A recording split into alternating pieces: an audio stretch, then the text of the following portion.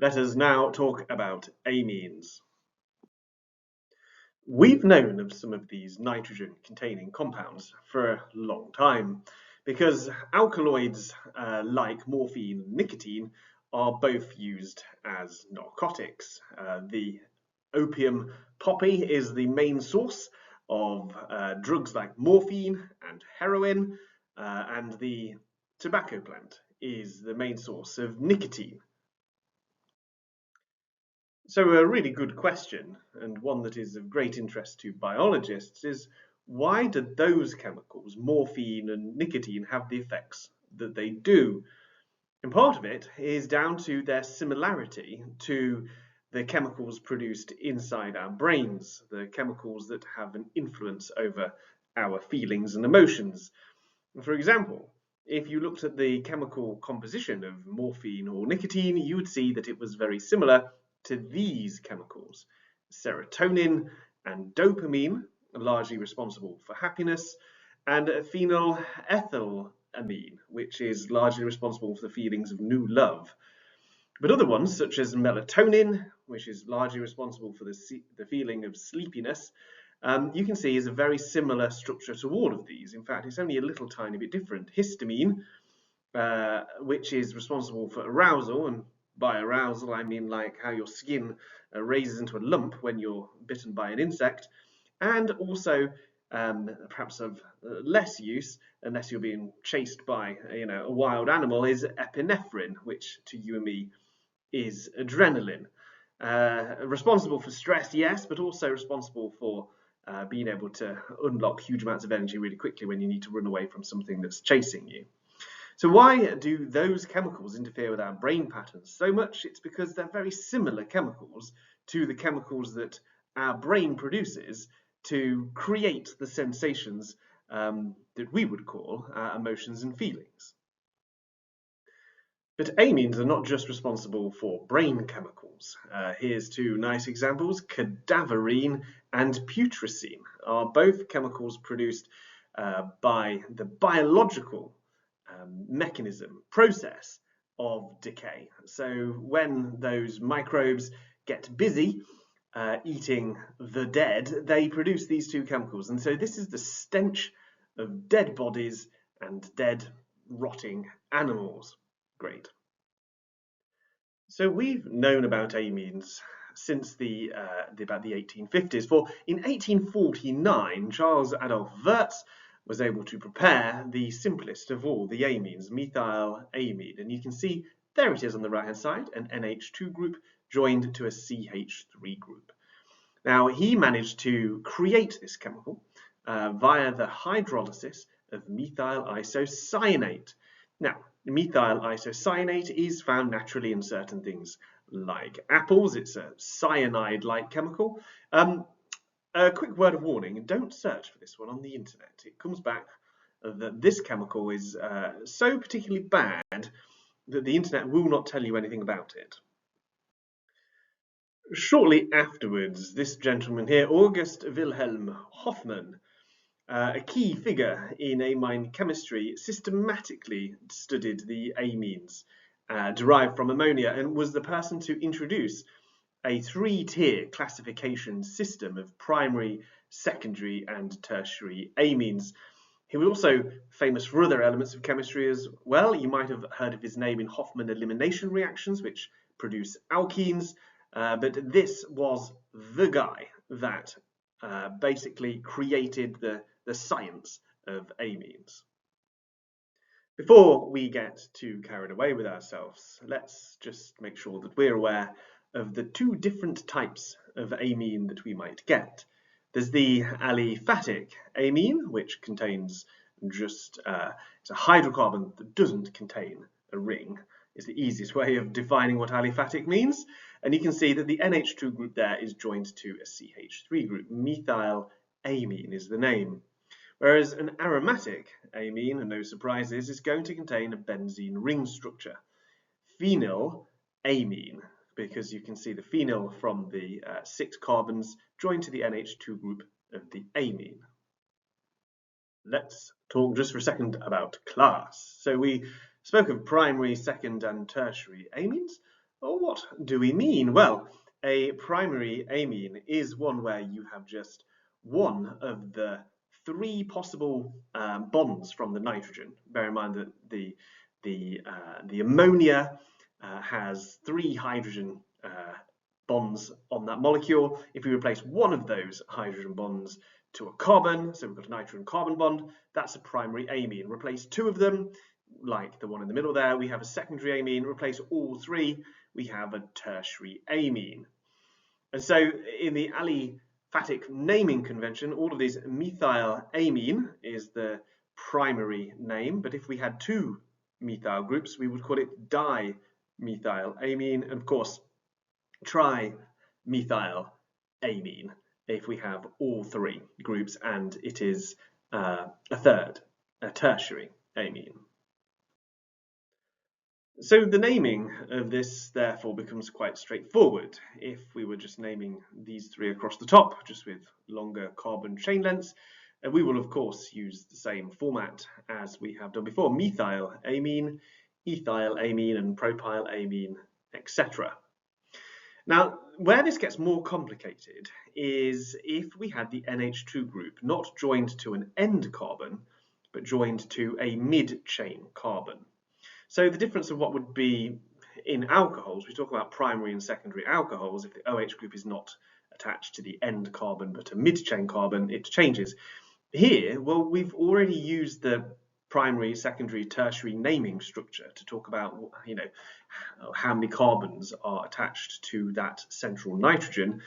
We have to have a different naming structure here because we've already used up our primary, secondary, and tertiary. So what we do instead is we drop in the name amino into the name. As soon as we have the NH2 group coming from not the end carbon but a mid-chain carbon, we call it amino. And if you see this one here, you can see the NH2 group is top left. The carbon chain of 4 carbons, which would make it butane, is there. And because the NH2 group is attached to the second carbon in the chain, we call it 2-amino-butane. Now we're going to talk about amino acids and things later, so we will come back to that. This is just talking about what the names are. If we have an amine where it's perhaps a secondary amine, but on one side you have a different chemical to the other side. So on one side you had basically propane, and on the other side you had methane. Then the naming convention becomes a little bit more complex. We precede the name with the word N, and then in alphabetical order we would say methyl to represent what is one side of that N, and propyl, which is alphabetically second, but is in fact larger in terms of the number of carbons it involves. That's the other side of the nitrogen, and it is an amine because it has that nitrogen in the middle of the chain. So that one down there would be N-methyl-propylamine. If we think for a second what shape ammonia has with the nitrogen and the three hydrogens, it's a trigonal pyramidal shape. Trigonal pyramidal and not tetrahedral, because if you think of the triangles that are between with the vertexes of the nitrogen, hydrogen, and hydrogen, those triangles are actually slightly different in shape to the triangle at the base. It's a slightly different triangle. The ones at the top are slightly isosceles relative to the one at the base. So it's not tetrahedral, it's trigonal pyramidal. So anyway, the key thing is the reason it is that shape is because there's a lone pair of electrons on the nitrogen, a lone pair at the top, and then three sets of pairs of bonding electrons going down to those hydrogens in covalent bonds.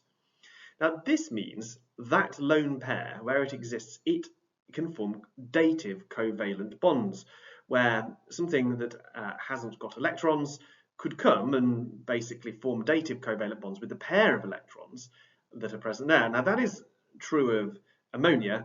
It's also true with the amine group, because that lone pair of electrons sits right there on the edge of the molecule. And so a H+ ion, for example, would come along and it would form this dative covalent bond using those two lone pair electrons. Now, because it can therefore accept this H+ ion, it is a proton acceptor, we therefore would describe amines as bases.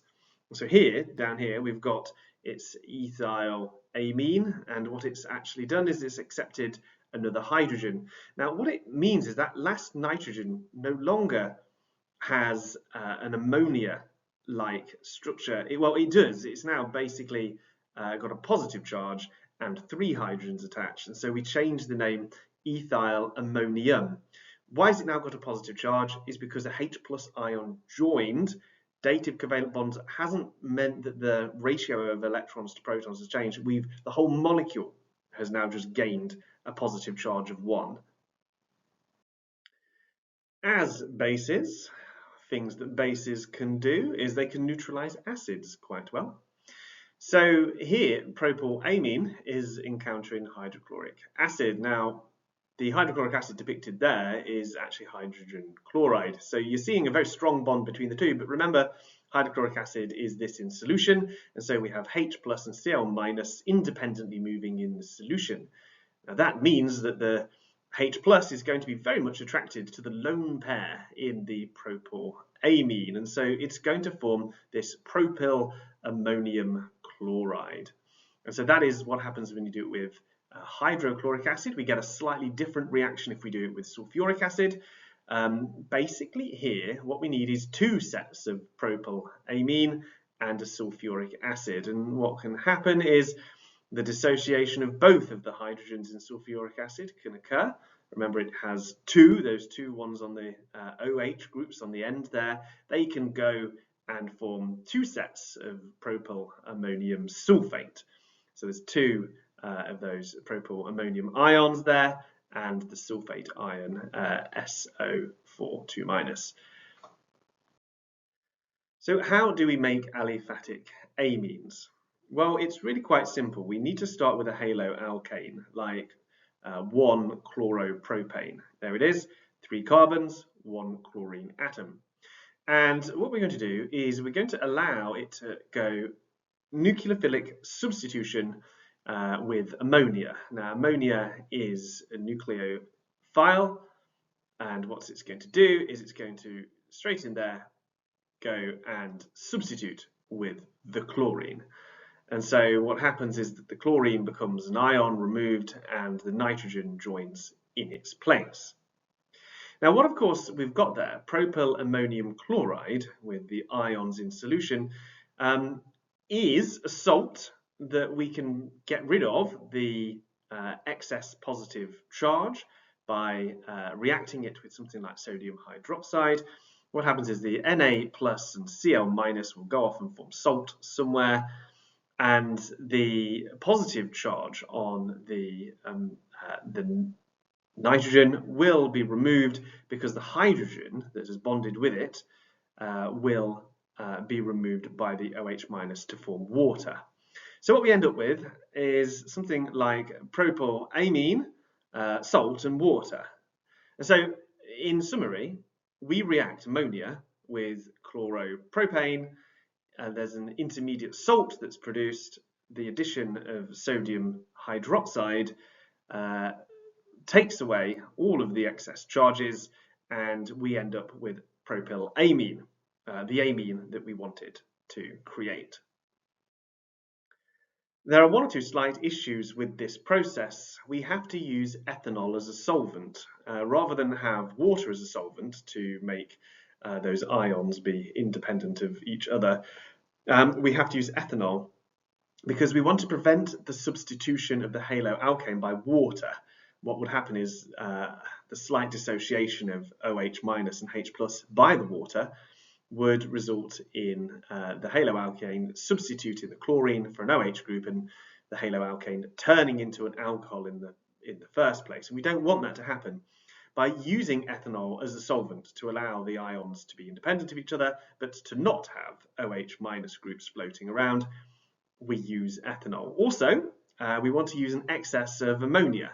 It reduces further substitution of amine groups, forming secondary and tertiary amines, but more about that in a little while. Now, propylamine as a substance is stored often in a brown glass bottle. And the main reason in chemistry why we would put things in brown glass bottles, one is it protects it from UV light, because some chemicals can degrade under UV light, while propylamine itself isn't strongly light sensitive. Amber bottles block UV, preventing any slow oxidation or reaction that could occur over time. And also, these bottles tend to have very good airtight lids. And now this is the main reason why propylamine would be put in one of these. The very good airtight lid for an aromatic chemical is sought after. So you'd expect to physically see this in a brown bottle, or sometimes called an amber bottle. Now, we briefly spoke about trying to prevent the creation of secondary and tertiary amines, but, well, what if we don't prevent it? Well, then, strangely enough, we get secondary and tertiary amines. And the main reason for this is if we look at unreacted chloropropane from the reactants of the last reaction and some of the propylamine, the products of the last reaction, then we're going to get secondary substitutions occurring where the chlorine will be substituted for the hydrogens on the nitrogen of propylamine. And so basically, where it was a primary amine, you're going to get a secondary amine because the rest of the chloropropene is going to feel quite free to go and join onto the already existent propylamine, forming dipropyl ammonium, in this case chloride, which we can react with sodium hydroxide to create this secondary amine, dipropylamine. If we continue to do that, eventually it would end up as the tertiary compound with three carbon groups occupying all three of the bond positions of the central nitrogen. Going back to our aromatic amines, the preparation of those, they can be made from things like nitrobenzene. If you want to know how to make nitrobenzene, go back and have a look. We're going to do a catalyzed reaction, a reflux, in the presence of some tin or similar metals, perhaps iron and hydrochloric acid. And what happens, we get a substitution of the oxygens with hydrogens on that. So instead of having nitrobenzene, we'll end up with phenyl ammonium. Now, the phenyl ammonium, you can see that it's got three hydrogens on the nitrogen and a positive charge. Neutralize that with the NaOH. The excess hydrogen will go away with the OH, forming water, and left over will be phenylamine, the most simple of the aromatic amines. Phenylamine is the IUPAC name, and its old name is aniline. And aniline, though it is totally clear, actually is quite famous because it is the raw ingredient for the making of the first synthetic dye. Yes, it was only in 1856, just a mere few years after August Wilhelm Hofmann categorized the amines into primary, secondary, and tertiary, his student working in London, William Henry Perkin, was trying to synthesize quinine, which is an anti-malarial drug, from coal tar derivatives. But he didn't get quinine. He oxidized aniline, the chemical we just spoke about, using potassium dichromate, and he noticed the mixture formed a deep purple residue. He instructed it with alcohol and found it produced a brilliant purple dye. In fact, the world's first synthetic dye, named movine, or sometimes aniline purple. Now, there are many synthetic dyes, but this was the very first one, basically from an understanding of this part of chemistry.